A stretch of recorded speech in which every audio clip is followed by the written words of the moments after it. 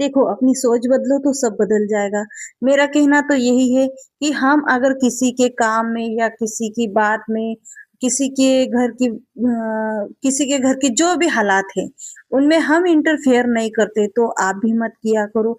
किसी के घर क्या चलता है, उसने उसके जीवन में क्या फेस किया है, वो कैसे आगे बढ़ रहा है, क्या नहीं कर रहा है, क्या सह रहा है, क्या नहीं, उससे आप वो जान लोगे ना जिस दिन, तो फिर आपके पास है ना इतनी सारी पहली बात तो मैं ऐसा सोचती हूँ कि बिना मतलब की बात तो करना ही नहीं चाहिए। फिजूल में किसी के पीछे इतना टाइम बर्बाद करके क्या मिलता है भैया। अगर ये वीडियो गलती से अभी आपके पास चली गई है तो आप समझ समझ जाना कि मैं किसकी बात कर रही हूँ। हाँ, मैं किसकी बात कर रही हूँ वो तो खुद अगर वीडियो देखेगा तो समझ ही जाएगा। आइंदा वो अगर ये बात किसी के सामने कुछ करे तो अपने आप को है ना सतर्क रखे कि कोई किसी को, अगर हम किसी की बात, आपकी बात किसी और से कह रहे हैं, हमारे मन में बात उसकी नहीं रह रही, तो वो सामने वाले के मन में बात रुक रही है क्या? वो भी जाके बताएगा ना एक दिन तो बताएगा, उसके मन को भी वो खाली रखेगा। क्यों किसी की बात के पीछे वो भारी रहेगा, है ना? तो ज़रा सोच समझ के बोला करो। आप देख रहे हो मुझे, मैं 15 साल से इसी काम के पीछे हूँ, है ना? मैं सिलाई का काम अभी से नहीं कर रही हूँ, मुझे सिलाई का काम करते 15 साल हो चुके हैं। तो मैं काम कर रही हूँ, तो मैं आगे बढ़ रही हूँ, तो आप भी आगे बढ़िए। हमने आपको कभी रोका है क्या? मुझे पता है आप मुझे बहुत दिनों से कॉपी कर रहे हो, मैं जैसी मेरा रहन-सहन है वैसे आप रहते हो, मैं जैसा काम करती हूँ वैसा आप भी करना चाहते हो। मुझे उससे कोई दिक्कत नहीं है, आप करो, मैं मुझे तो अच्छा लगता है कि हाँ, कोई तो मुझे कॉपी कर रहा है, मैं इतना अच्छा काम करती हूँ कि मुझे कोई कॉपी करे। तो मुझे तो अच्छा लगता है, मुझे खुशी मिलती है। लेकिन है ना, ये बुराई करने की जो बात है ना, ये आपके मन से हटा दो। मैं आपके बारे में कुछ बुरा सोचूँ या आप मेरे बारे में बुरा सोचो, है ना? तो इतना फिज़ूल ख टाइम मेरे पास रहता नहीं है। तो मुझे लगता है कि आप ये वीडियो देखते हैं, तो आपको इन बातों में आपका स्पष्ट आपको जवाब मिल चुका होगा। तो आज के आइंदा है ना, जो भी बात है मुझसे तकलीफ़ है, तो आप मुझसे सामने आकर बात कर सकते हो, है ना?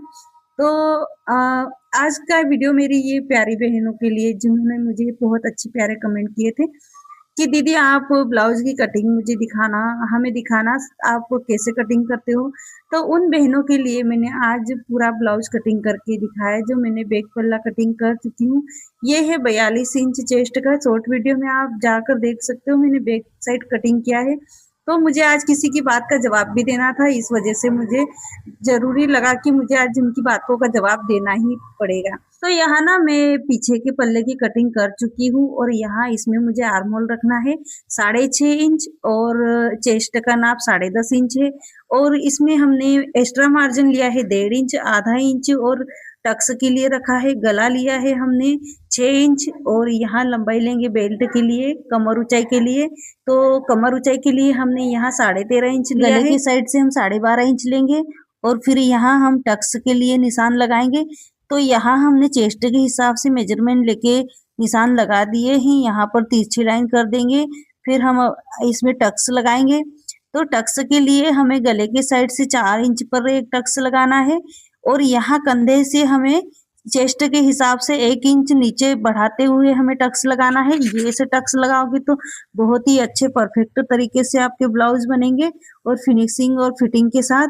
तो यहाँ हम चारों ही टक्स इस तरह से लगा देते हैं और अब इसकी हम आपको कटिंग करके भी दिखाएंगे कि इसकी कटिंग किस तरह से होगी।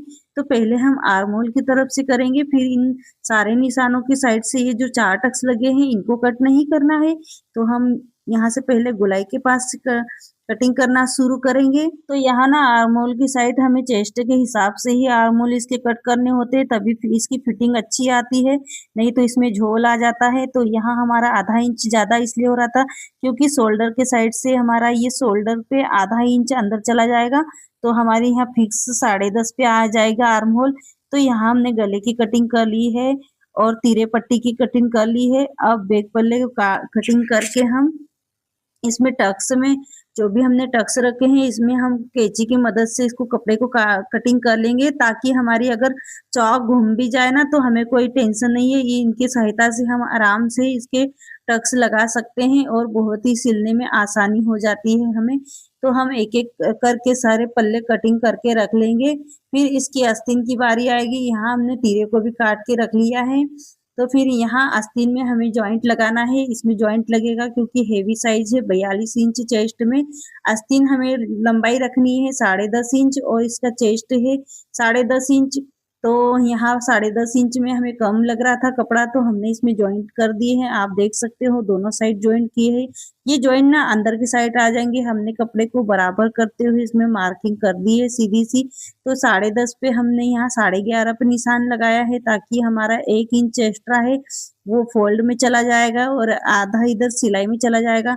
तो यहाँ हमने 3 इंच का मेजरमेंट लेते हुए 3-3 इंच का घटाते हुए इसको तिरछी टेप रखकर हमें चेस्ट के हिसाब से यहाँ पर हमको मार्किंग कर देना है। तो यहाँ हमें ब्लाउज कटिंग करते हुए ना, तो आर्म होल की साइड भी ध्यान रखना होता है उसके मेजरमेंट का, और आस्तीन में भी जब भी फिक्स बैठती है आस्तीन। अगर आपको ये जानकारी पूरी जाननी है तो आप हमें कमेंट करना, हम आपको पूरा डिटेल से बता सकते हैं।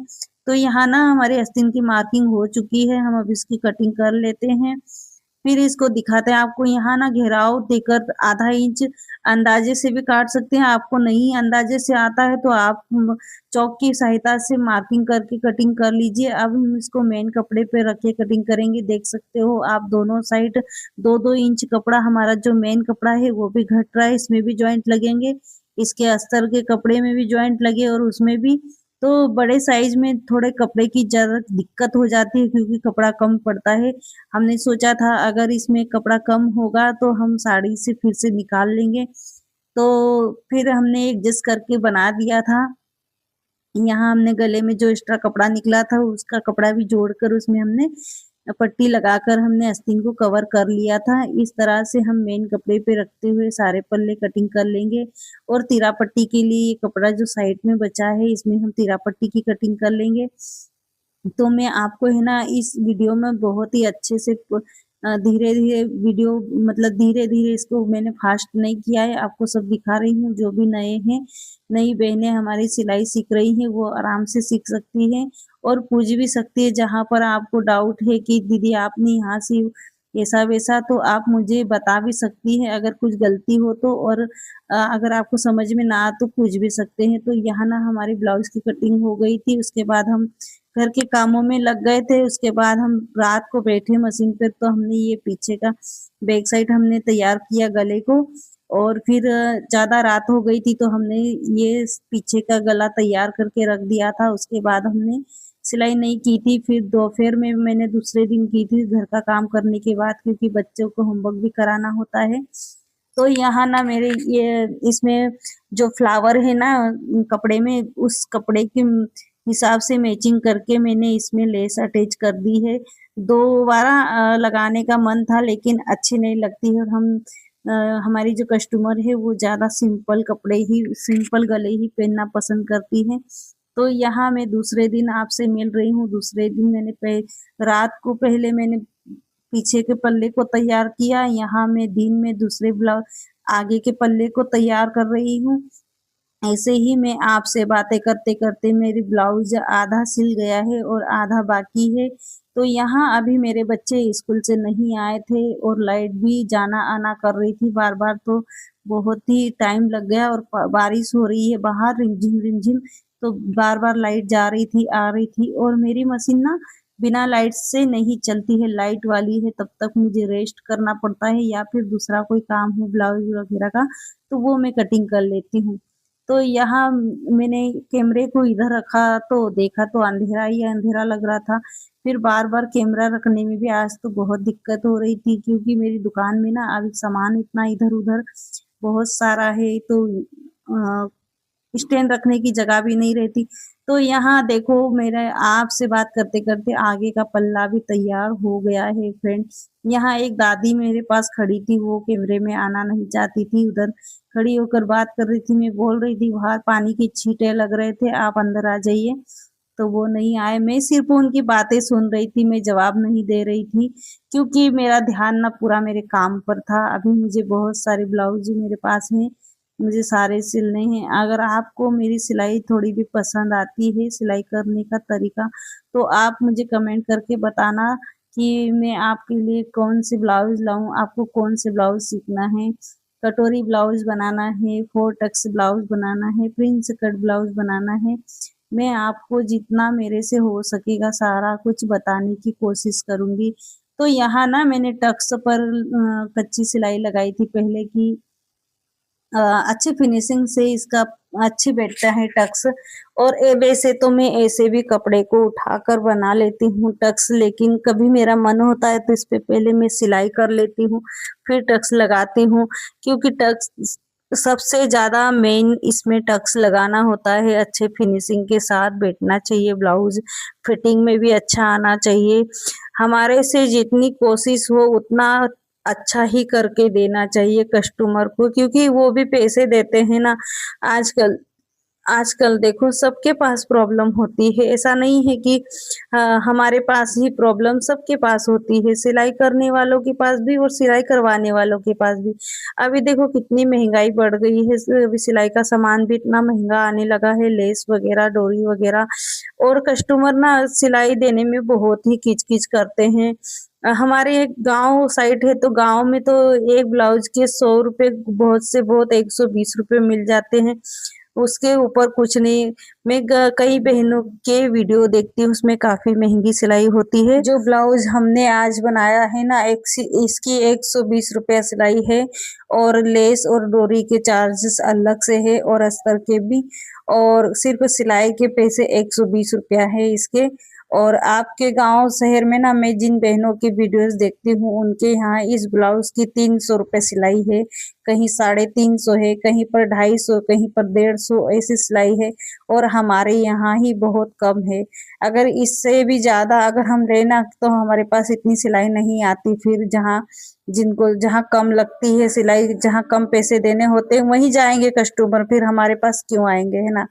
तो यहाँ ना मैं आस्तीन जोड़ने की कोशिश कर रही हूँ। इसमें ना मैं पहले मेजरमेंट लेती हूँ। इसमें मैंने बेल्ट में ना जो 1 इंच कपड़ा एक्स्ट्रा था उसको मैंने अस्तर को कटिंग नहीं किया था, उसको ही मैं फोल्ड कर लूँगी। और पहले मैं यहाँ आर्म होल को सेट करके देखती हूँ। मेरा खास ध्यान ना आर्म होल पर रहता है, क्योंकि आर्म होल की वजह से ही 3 जगह से हमारा ब्लाउज खराब होता है। अगर आर्म होल में लूजिंग आया तो गला भी खंधे नीचे उतरेंगे और पूरा ब्लाउज का शेप खराब हो जाता है। ताकि है ना, तो मैं ज़्यादातर आर्म होल पर ज़्यादा ध्यान देती हूँ, क्योंकि उससे ही गले की फिटिंग आती है, आगे और पीछे दोनों साइड गले की और पूरे ब्लाउज में। तो ना मेरा ध्यान सबसे ज़्यादा आर्म होल पे रहता है। तो जो एक्स्ट्रा पट्टी थी उसको मैंने फोल्ड कर दिया है, इसमें मुझे अलग से पट्टी नहीं लगानी पड़ेगी, क्योंकि मैंने एक्स्ट्रा पहले से छोड़ रखी थी उसमें 1 इंच। तो यहाँ ना मैं इसको फोल्ड करते हुए अटैच कर देती हूँ। तो यहाँ ऐसे छोटे-छोटे हम इसमें ध्यान दें कुछ बातों को, तो हमारा इसमें टाइम भी बचता है और अच्छी फिनिशिंग के साथ ब्लाउज बन भी जाता है ना। और सिलाई में मुझे लगता है कि ज़्यादा छोटी-छोटी बातों पर ध्यान देना ही होता है, तभी जाकर हम अच्छे परफेक्ट ब्लाउज बना पाते हैं। तो देख सकते हो आप, मैंने यहाँ पर बराबर करके इसको मैंने अटैच कर लिया है। जो भी एक्स्ट्रा कपड़ा है इसे हम छाँट लेंगे, और अब इसको आस्तीन को लगा देंगे, इसमें आस्तीन जॉइंट करेंगे, और बहुत ही अच्छे से आस्तीन भी फिक्स हो जाती है। तो यहाँ ना लाइट चली गई थी फिर और एक बार, तो मैंने थोड़ी देर तक मैंने एक ब्लाउज में कांच बटन किए, तब तक आ गई थी। बार-बार लाइट जाना आना कर रही थी, तो फिर मैंने फिर से काम शुरू किया है। यहाँ मेरा ब्लाउज बन के तैयार है। आपको मेरी वीडियो कैसी लगती है? अगर थोड़ी भी पसंद आई तो लाइक सब्सक्राइब ज़रूर करना, और वीडियो को फुल वॉच कर लेना। और जहाँ भी मैंने गलती की हो आप मुझे गलती बता देना, और आपको वीडियो अच्छा लगे तो अच्छा कमेंट कर देना। तो ये कस्टमर ने साड़ी हमारे पास से ही, हमारी दुकान से ही खरीदी थी, और ब्लाउज भी मैंने ही बनाया। आपको डिटेल